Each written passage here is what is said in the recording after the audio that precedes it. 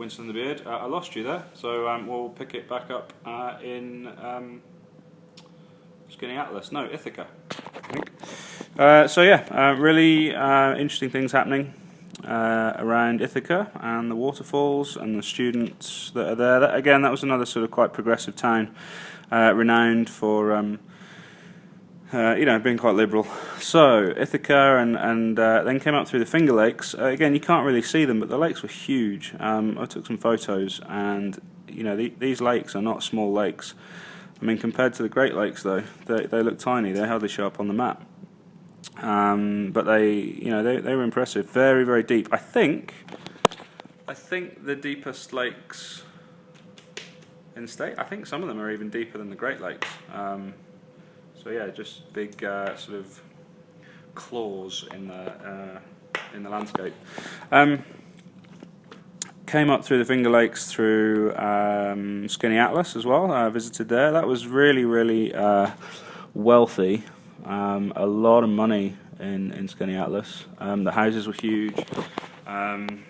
Very plush. I think all the money has moved there. I guess politicians and doctors and lawyers and things. So. A community that I didn't hang around in too long, but I did manage to stay with a really cool family just outside Skinny Atlas on their little homestead that they were renovating. And they worked in Syracuse and nearby, and again, environmentalists. They worked at universities on environmental studies. The guy I met was his job was to try and revive the American chestnut tree, which was fascinating. If you're interested in that, have a little bit of a Google on it. Came through New York, Syracuse. Syracuse again was a kind of progressive city. Big student population, few co-ops and community farms and things like that. So quite a lot of hippies, and it was a cool place to be. That was also where I met Elise, who I've written about.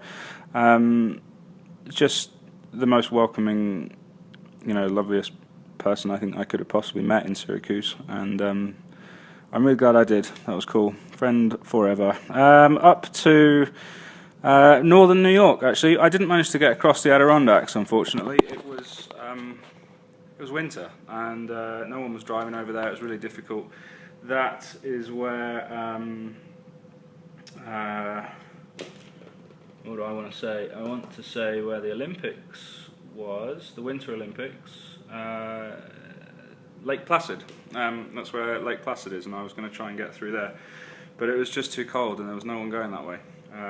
Walking across there would have been lethal with the amount of snow and winter conditions, so I didn't come across the Adirondack Mountains. Definitely bear country up there if I had it done though. Managed to get up to northern New York around Thousand Islands, and I was very complimentary when I wrote about this place. The community was just unbelievably welcoming. And the loveliest people I met up there. I had such a good time. The scenery was stunning. The river was, well looked after. There's some non-profit organisations up there that I met that are doing some really interesting and beneficial things for the river and the surrounding areas. It was a wonderful place, and it used to be a century ago the kind of holiday destination of the rich and famous. The Rockefellers and the people like that used to go up there from the big cities on the trains in their own personal carriages. They built mansions up there, and they hung out on their boats and holidayed. It was pretty cool. And it's not quite the tourist hub of the US now, but the community's building and generating some really interesting and impressive things to go and see and visit, and essentially just have a really cool time to chill out. It's really good up there. Beautiful place. Back down into northern New York, or I should say western New York. Spent a bit of time around here, visited Letchworth State Park, which was stunning. I think that was where I saw my first chipmunk, actually. So that was memorable. Managed to get to Buffalo, which I didn't spend too much time in, just one night, and reached my first checkpoint, which was Niagara Falls, in between Lake Erie and Lake Ontario. I didn't write very complimentary things about Niagara. It was a massive industrial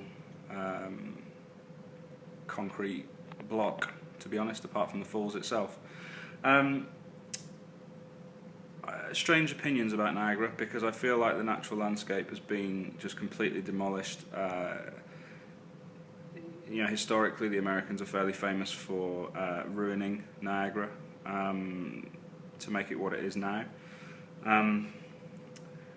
However, they needed it, or they used it at the time, to generate power, to generate electricity with the hydro. So a bit different from other parks, because the other parks were parks, they were maintained as parks, even though they had commercial things in them when they were set up, and then now they're being taken away. But with Niagara, yes, it was a natural beauty, but it wasn't seen as that when they found it. People wanted to go and look at it and admire it, but it was also used to essentially generate electric for a massive part of the States. So yeah, interesting things about Niagara.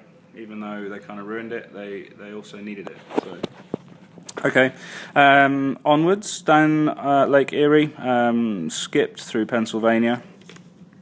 Oh, just so you get an idea of the scale, stand up. There is America, United States.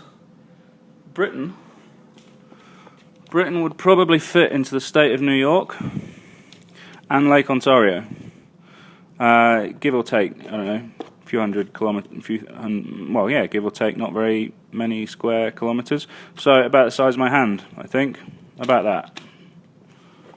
So compared to the whole place, that's the scale of it.